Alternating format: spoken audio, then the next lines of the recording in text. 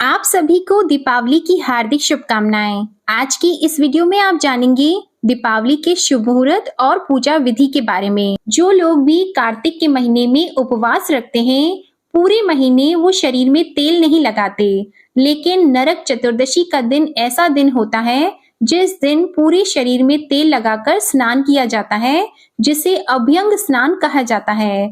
ऐसा करने से शरीर निरोगी और स्वस्थ हो जाता है। अब आप जानिए दीपावली की पूजा विधि और पूजन सामग्री के बारे में। पूजा करने के लिए आपको आवश्यकता होगी एक चौकी की, लाल कपड़ा, भगवान गणेश और माँ लक्ष्मी की प्रतिमा या फोटो, अक्षत यानी साबुत चावल जो दाने टूटे हुए ना हो, कुमकुम, हल्दी, दूर्वा, पान, सुपारी, लौंग, इलायची, एक तांबे या पीतल का कलश, आम के पत्ते या फिर अशोक के पत्ते या पान के पत्ते, मौली या जिसे कलावा भी कहते हैं। अगर आप कलश के ऊपर नारियल स्थापित करना चाहते हैं तो आपको आवश्यकता होगी पानी वाले नारियल की, नहीं तो आप कलश की स्थापना करके उसके ऊपर केवल पूर्ण पात्र भी रख सकते हैं और उसके ऊपर आप दीप जला सकते हैं। 2 बड़े दीपक, 11 छोटे दीपक, घी या सरसों का तेल, दिए की बाती, धूप, अगरबत्ती, पानी रखने के लिए जल, कलश, गंगा जल, फूल, कमल का फूल, मीठे बताशे सफेद होने चाहिए और रंगीन पताशों का प्रयोग माता की पूजा में नहीं किया जाता है। खीर, मिठाई, फल, पकवान और अपने सामर्थ्य के अनुसार जो कुछ भी आप इसके अलावा रखना चाहते हो वो आप रख सकते हैं। आज के दिन कमलगट्टे, कौड़ी और धनिया को भी माँ लक्ष्मी जी को अर्पित किया जाता है। अगर आप चाहें तो ये सामग्री भी पूजा करते हैं इसमें आप अर्पित कर सकते हैं। जहाँ पूजा करनी है उस जगह को पहले साफ कर लिया जाता है, फिर गंगा जल छिड़क कर आप या तो गाय के गोबर से लीपकर उस जगह को पवित्र कर लीजिएगा और जमीन पर आटे या चावल से चौक बनाया जाता है। अगर आप चौक ना बना पाए तो केवल कुमकुम से आप स्वास्तिक बना लीजिए, उसके ऊपर कुछ अक्षत रख दीजिए। अब आपको इसके ऊपर एक चौकी स्थापित करनी है, उस पर आपको लाल वस्त्र बिछाना है। अब अक्षत का आसन देते हुए माता लक्ष्मी जी और गणेश जी भगवान को विराजमान करना है। अगर आपके पास पहले से ही पुरानी मूर्तियां हैं जो कि धातु की बनी हुई है तो आप इस बार भी उनकी पूजा कर सकते हैं, लेकिन अगर आपके पास मिट्टी की मूर्तियां हैं जो आपने पिछली दिवाली पर ली थी, उन्हें इस साल बदलकर दूसरी मूर्तियां आपको पूजा करनी चाहिए। आपको कौन सी मूर्ति किस ओर स्थापित करनी है ये भी विशेष ध्यान रखना है कि लक्ष्मी जी को गणेश जी के दाहिनी ओर ही स्थापित किया जाता है और दोनों प्रतिमाओं का मुख पूर्व या फिर पश्चिम दिशा में रखना चाहिए। और जब आप पूजा कर रहे हो उस समय भी आपका मुंह या तो उत्तर की तरफ होगा या फिर पूर्व दिशा में होना चाहिए।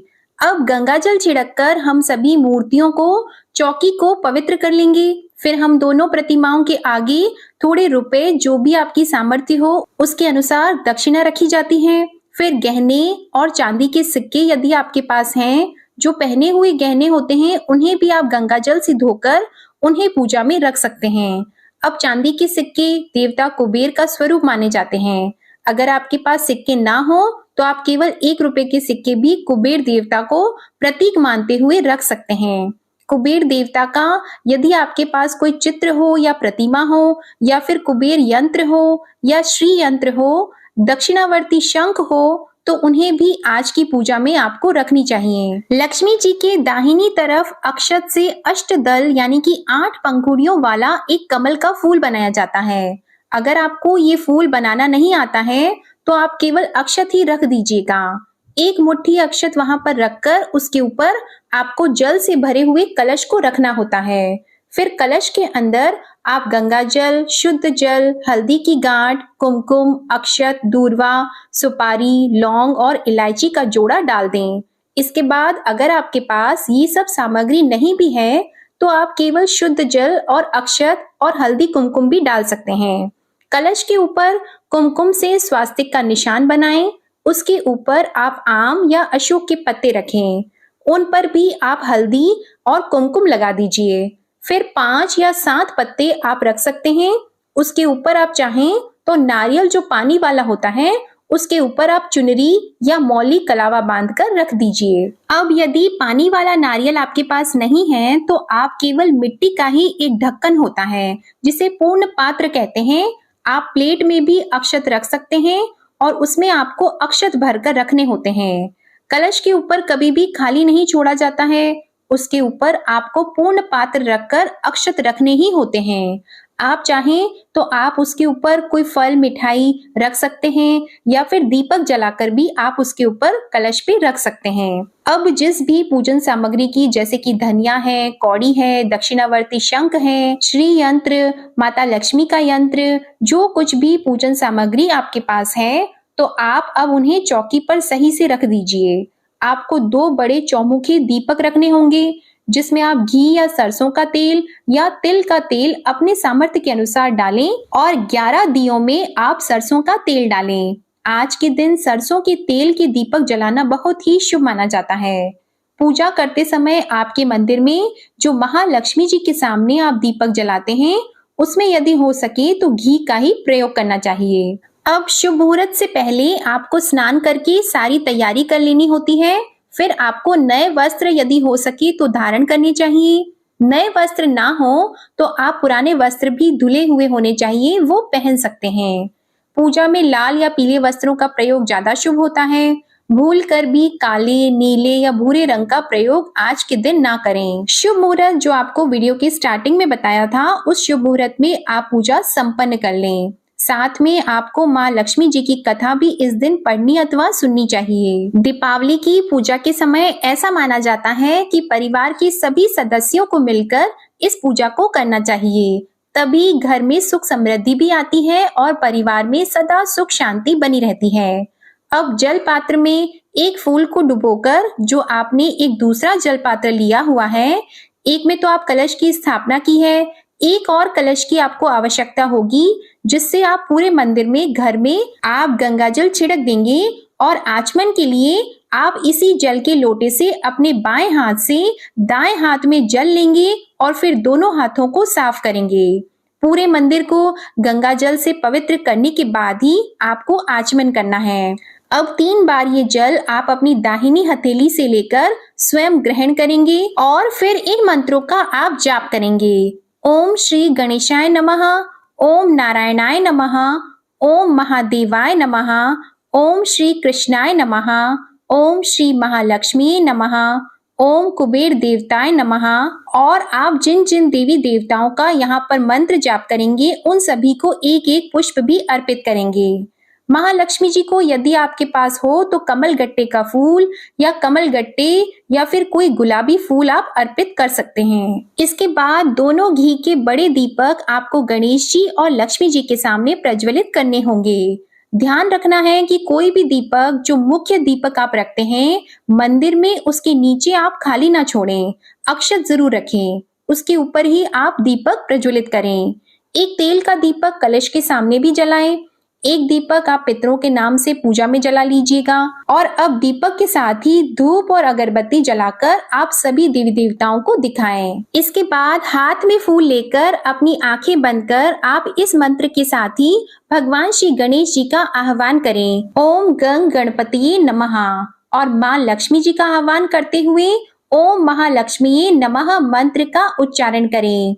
अब भगवान श्री गणेश जी को जनेऊ अर्पित करना चाहिए और वस्त्र रूपी कलावे को भी अर्पित करना चाहिए। यदि आपके पास गणपति भगवान के लिए वस्त्र हैं तो आप उन्हें अर्पित कर सकते हैं। फिर माँ लक्ष्मी जी को सिंदूर या कुमकुम का तिलक लगाएं।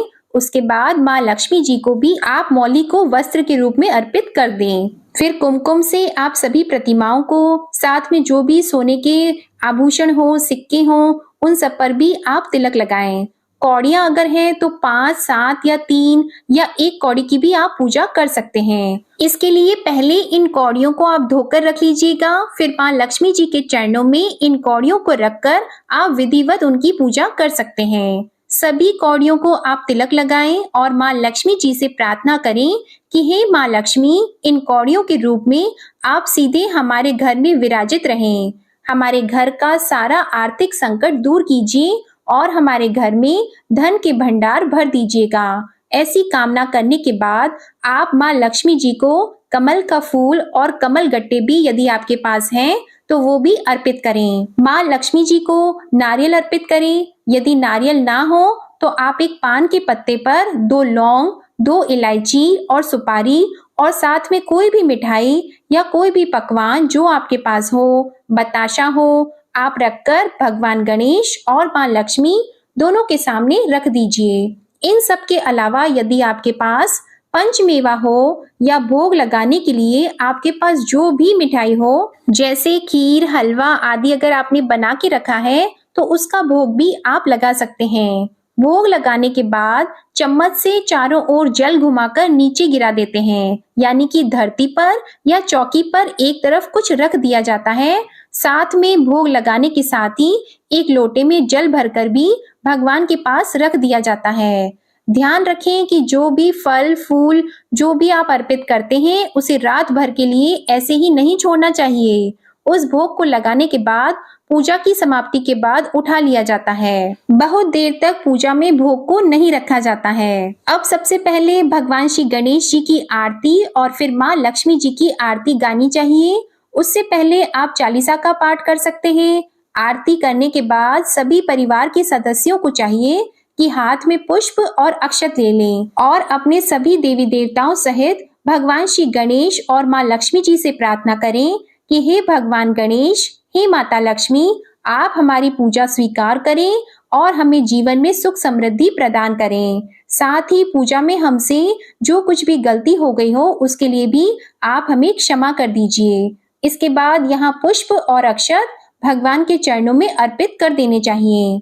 जो आरती आपने जलाई है, आरती करने के बाद उसे पूरे घर में घुमाना चाहिए और सबको आरती देनी चाहिए। आरती की थाली में कुछ न कुछ दक्षिणा अवश्य रखें और भोग को प्रसाद के रूप में वितरित भी करें। खीर और बताशे का भोग इस दिन लगाएं और उसको भी प्रसाद के रूप में आप बांट सकते हैं। अब परिवार में जितने भी बड़े लोग हैं उन सभी के पैर छूकर उनका आशीर्वाद लेना चाहिए। जो भी बचे हुए दिए हैं, जैसे कि आज के दिन आप अपने सामर्थ्य के अनुसार 11, 21, 51 या 151 जितने भी आपकी सामर्थ्य हो उतने दिए आप अब जलाएं और घर के हर कोने में इन दीपकों को जलाकर आपको रख देने चाहिए। ध्यान रहे दीपकों का मुंह बाहर की तरफ होना चाहिए, यानी कि घर के मुख्य द्वार की तरफ होना चाहिए। आप चाहें तो किचन में दीपक जलाएं, अंदर जलाएं, कहीं भी दिए जला सकते हैं और इनका मुख बाहर की तरफ ही रखना होता है। इसके बाद आप अपने सभी कुल देवताओं का ध्यान करें। अपने पितरों के नाम से भी एक दीपक आपको घर के मुख्य द्वार पर भी जलाना चाहिए। उत्तर दिशा को माँ लक्ष्मी जी का वास माना जाता है, तो उत्तर दिशा की तरफ भी आपको एक दीपक अपने घर की छत पर जलाना चाहिए। घर के चारों कोनों में, चारों दिशाओं में दीप जलाने के साथ ही आपके घर में यदि पवित्र पौधे हैं, जैसे कि तुलसी जी का पौधा, शमी का पौधा या पारिजात का पौधा, तो आप उनके नीचे भी दीप दान करें। घर की छत पर आप चारों कोनों में दीप जलाएं। घर को जितना हो सके दीपों से आपको प्रज्वलित रखना चाहिए। कहते हैं कि जिस घर में मिट्टी के दीपक आज के दिन जलाए जाते हैं उस घर में माँ लक्ष्मी जी का वास होता है। घर का मुख्य द्वार साफ होना चाहिए, जूते चप्पल वहां पर नहीं होने चाहिए। सुंदर सी रंगोली बनाकर फूलों से सजाकर घर के मुख्य द्वार पर तोरण बांधकर आप माँ लक्ष्मी जी का स्वागत करें। माँ लक्ष्मी जी उसी घर में आती है जिस घर में दीपावली की रात सबसे ज्यादा उजाला होता है और साफ सफाई होती है, और जिस घर में कलह क्लेश होता है या गंदगी होती है, अंधेरा होता है, उस घर में माता लक्ष्मी जी का आगमन नहीं होता। ऐसे घर से माँ लक्ष्मी जी सदा दूर रहती है। आप सभी से विनम्र अनुरोध है कि इस बार आप केवल मिट्टी के दीपकों से हो सके तो अपना घर ज्यादा से ज्यादा सजाएं, मिट्टी के दीप जलाएं, और यदि आसपास कोई ऐसे लोग हैं जो आर्थिक रूप से सक्षम नहीं है तो उनके घर पर आप मिट्टी के दीपक जलाने की जो भी सामग्री है, जैसे मिट्टी के दीपक, रुई, तेल, साथ ही हो सके तो कुछ फल या मिठाई भी उन्हें जरूर दें, जिससे वो लोग भी अपना त्योहार मना सकें। इस दिवाली पर हो सके तो आप चाइनीज लाइट से अपने घर को सजाने के बजाय यदि आप रंगोली से, फूलों से या फिर दीपकों से अपना घर सजाएंगे, दीपक और मोमबत्ती जलाकर अपने घर को सजाएंगे तो वो ज्यादा अच्छा होगा।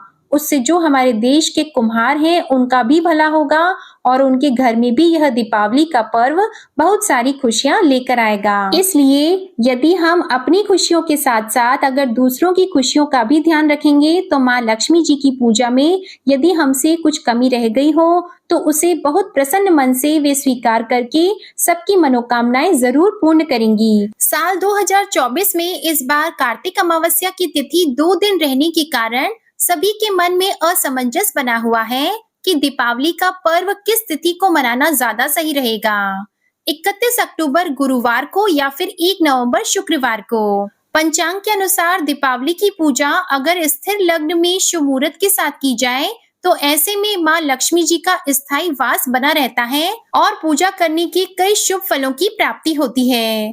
दीपावली को लेकर ज्यादातर विद्वानों का ये मानना है कि जिस दिन कार्तिक महीने की अमावस्या प्रदोष काल से लेकर मध्य रात्रि तक हो उसी दिन दीपावली मनाना ज्यादा उचित रहेगा और इस बात का समर्थन ज्यादातर ज्योतिष भी कर रहे हैं क्योंकि प्रदोष काल में लक्ष्मी जी का प्रादुर्भाव माना जाता है। निश्चित काल में सभी तरह की पूजा साधना, खास तौर पर तांत्रिक पूजा इत्यादि करने का भी विशेष महत्व होता है। साल 2024 में इस बार 31 अक्टूबर के दिन ऐसी स्थितियां लागू हो रही हैं, जबकि 1 नवंबर 2024 के दिन अमावस्या तिथि सूर्योदय के समय मिल तो रही है लेकिन समाप्ति शाम को 6:16 पर हो रही है। 1 नवंबर को रात के समय निशिता काल मुहूर्त या फिर अन्य मुहूर्त प्राप्त नहीं होंगे, इसलिए 31 अक्टूबर गुरुवार को ही अधिकतर जगह पर दीपावली का पर्व मनाया जाएगा। इसके अलावा 1 नवंबर को भी दीपावली का पर्व मनाया जाएगा। आपके क्षेत्र में जिस तिथि में भी अधिकतर लोग दीपावली का पर्व मना रहे हो, आपको भी उसी के अनुसार दीपावली मनानी चाहिए। इस बार कार्तिक अमावस्या की तिथि प्रारंभ होगी 31 अक्टूबर दिन गुरुवार को दोपहर 3:54 पर और अमावस्या तिथि की समाप्ति होगी 1 नवंबर शुक्रवार को शाम 6:16 पर। अगर आप 31 अक्टूबर दिन गुरुवार को दीपावली का पर्व मनाते हैं तो इस दिन लक्ष्मी पूजन के शुभ मुहूर्त जो कि शुभ चौगड़िए हैं वह इस प्रकार रहेंगे, जिसमें अमृत काल का समय शाम 5:32 से शाम 7:20, गोधूली मुहूर्त शाम 5:36 से शाम 6:02, स्थिर लग्न मुहूर्त रहेगा शाम 7:09 से रात 9:05 तक, वृषभ लग्न रहेगा शाम 6:21 से रात 8:20, निशिता काल मुहूर्त रहेगा रात 11:39 से रात 12:31 तक। व्यापारी लोग अपने बही खातों की पूजा इन शुभ मुहूर्तों में कर सकते हैं। इसके अलावा 1 नवंबर शुक्रवार के दिन पूजा करने के शुभ मुहूर्त इस प्रकार रहेंगे। इस दिन बहुत ही शुभ योग बन रहा है जो कि प्रीति योग सुबह 10:40 तक, इसके बाद में आयुष्मान योग रहेगा। पितृ तर्पण मुहूर्त रहेगा दोपहर 12:04 से दोपहर 1:45 तक। विजय मुहूर्त रहेगा दोपहर 1:55 से दोपहर 2:39 तक और गोधूली बेला का मुहूर्त रहेगा शाम 5:36 से शाम 6:02 तक। इस दिन दीपावली पूजा का यानी लक्ष्मी पूजन का शुभ मुहूर्त रहेगा शाम 5:36 से रात 8:11 तक और दीपावली विसर्जन किया जाएगा 2 नवंबर दिन शनिवार को सुबह 3:05 से सुबह 4:25 तक के बीच में। एक बार फिर आप सभी को मेरी तरफ से दीपावली की हार्दिक शुभकामनाएं। भगवान आप सभी के घर में धन धान्य के भंडार भरे रखें और माता लक्ष्मी जी का वास सदा आपके घर में बना रहे। अगर आप दीपावली की कथा सुनना चाहते हैं तो उसकी वीडियो भी हमारे चैनल पर अपलोडेड है, आप उसे भी जरूर सुनिएगा। हैप्पी दिवाली।